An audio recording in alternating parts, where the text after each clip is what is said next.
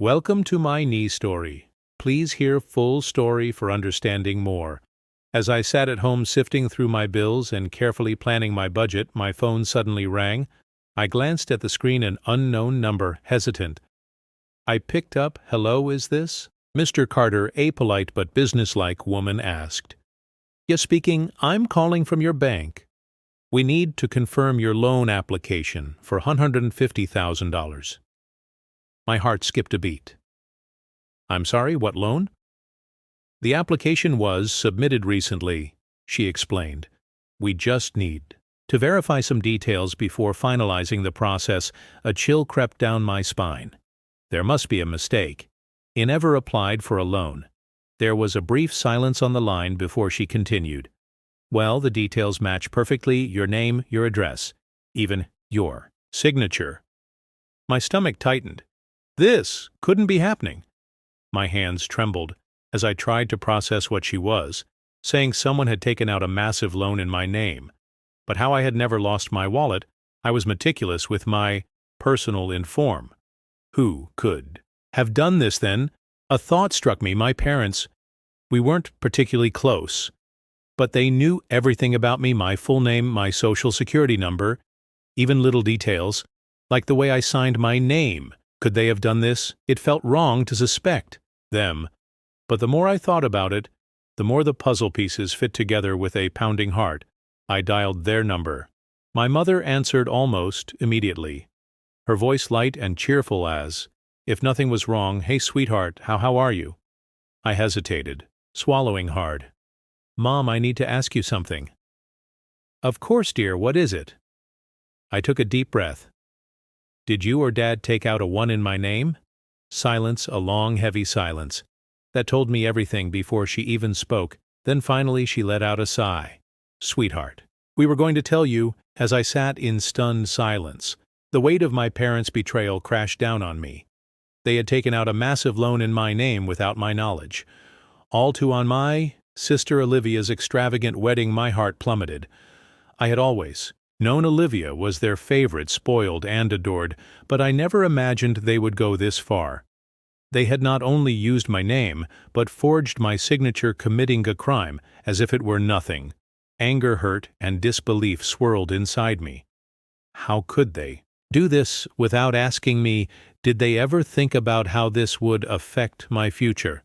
I had been carefully saving money to start my own business, to build something for myself, and now I was shackled by a debt I had never agreed to. Me hands trembled as I gripped the phone, demanding to speak to my father. When he finally took the call, his voice was cold, devoid of any guilt. He spoke as if what they had done was perfectly reasonable. You're her sister, he said flatly. It's only right to help her wedding. His words sent a sharp pain through my chest. They truly believed this was justified, that forging my signature and putting me in debt without my consent was acceptable simply because it was for Olivia. I had always felt like an afterthought in my family, but this confirmed it. My dreams, my struggles, my future, they meant nothing compared to Olivia's happiness. I ended the call feeling sick, my head spinning with betrayal. My own parents had done this to me. I couldn't trust them anymore, but I refused to be a victim. I wasn't going to let them ruin my life without a fight.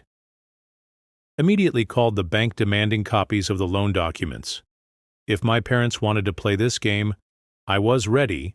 I spent the next few days gathering every piece of evidence I could find, every signature, every paper trail I needed proof. Then I contacted a lawyer. As I sat in his office, my finger clenched together, I explained everything. He listened carefully, nodding as I spoke. When I finished, he sighed and delivered the painful truth. This is fraud, he said legally. You have every right to take action against them. The words cut deeper than I expected. I had never imagined a day would come when I would have to take legal steps against my own parents. But they had left me no choice. They had stolen from me, deceived me, and now they refused to take responsibility before I did anything drastic. I decided to give them one last chance. I called them again, my voice firm. You need to pay back the loan, I said, or I will take action. I hoped naively that they would realize how serious this was, that they would understand the damage they had done, but my father only scoffed. "You're being selfish," he'd accused, "putting yourself before family." His words stung, but they also solidified my resolve. Why was I the one expected to sacrifice everything? Why was Olivia's dream wedding more important than my future? I realized then that they would never see me side they never had with a heavy heart. I filed the lawsuit. The decisions shattered my family relatives, flooded me with calls condemning me, calling me greedy and ungrateful. They didn't understand the betrayal. I felt they refused to see how deeply I had been wronged. Olivia pretended she had no idea about the loan, but I didn't believe her. How could she not? The money had gone straight into her wedding. My parents were furious. To them, I was the villain, the ungrateful daughter who dared to stand up for herself. My father even spread rumors painting me as the selfish one who didn't care about family, who was willing to destroy everything over a little money. The lies hurt, but understood why he did it. He was protecting Olivia, shielding her from consequences while making me the scapegoat. I felt alone fighting against my own flesh and blood, but I refused to back down. If I gave in now, they would never respect me. The lawsuit dragged on. The stress unbearable. Relatives continued their attempts to pressure me into dropping the case. Some pleaded, others screamed, blaming me for tearing the family apart. I stopped answering their calls, exhausted from justifying myself as the legal battle raged. Olivia's wedding was canceled. She blamed me entirely. "You ruined my life," she spat when she finally called. Her words were laced with venom, but I remained calm. "No, Olivia," I said quietly. "You ruined mine first." She didn't want to hear it. She called me cruel and selfish. But I didn't feel guilty. I had spent my entire life watching her get everything she wanted while I was left behind. This time I was standing up for myself. Days later, I received a message from John, Olivia's fiancé. He wanted to hear of the story when we finally spoke. I told him everything, every detail, every forged signature. There was silence on the other end. Before he whispered, I had no idea he thanked me for my honesty. Few days later, Olivia called me again, this time in tears. John had broken off the engagement. She was devastated. "You did this," she sobbed. "You ruined everything." Her pain was evident, but I refused to shoulder the blame. I didn't ruin anything.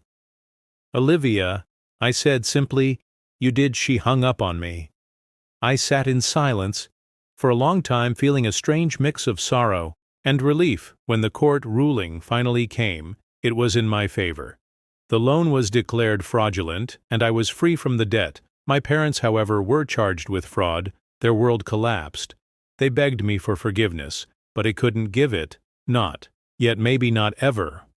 Olivia never spoke to me again. She hated me for what had happened, but I felt no regret. I had done what I had to do. Walking out of the courtroom that day, I knew I had lost my family, but I had gained something far more valuable: freedom. Life after the lawsuit was difficult. I had severed ties with the people who had raised me, but I was no longer bound by their control.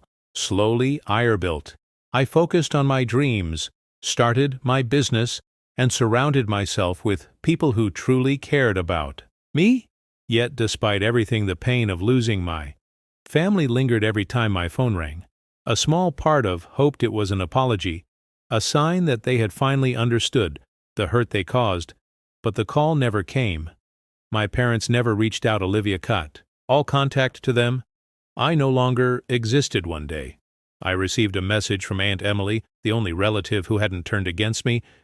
She invited me for coffee, and I accepted, needing someone to talk to as we sat in the quiet cafe. She listened without judgment as I poured my heart out. When I finished, she reached across the table and squeezed my hand. "Family isn't always about blood," she said softly. "It's about trust. It's about respect." Her words settled deep within me.